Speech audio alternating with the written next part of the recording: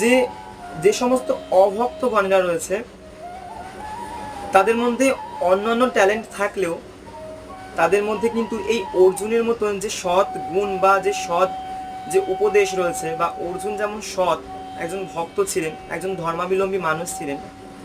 এই ধরনের গুণগুলো কিন্তু একজন অভক্তের মধ্যে কখনোই প্রকাশ পাওয়া যায় না, বা এগুলো লক্ষ্য করা যায় না, দেখা যায় না। তো বলছে সেই কারণেই যুদ্ধক্ষেত্রে অর্জুন তার সেই সমস্ত আত্মীয় পরিজন ও বন্ধুদের দেখে তৎক্ষণাৎ করুণাদ্যত্ত হয়ে পড়েছিলেন। অর্থাৎ এই যে নিজের লোকগুলোকেই অর্জুন দেখেছিলেন যে তার সঙ্গে যুদ্ধে মেতেছিলেন, অর্থাৎ নিজের যে রক্তের সম্পর্কের যে মানুষগুলো, প্রিয় মানুষগুলো, তারাই কিন্তু অর্জুনের সঙ্গে যুদ্ধ করতে চেয়েছিলেন। এরপর বলছে যারা নিজেদের মধ্যে যুদ্ধ করার সিদ্ধান্ত গ্রহণ করেছিল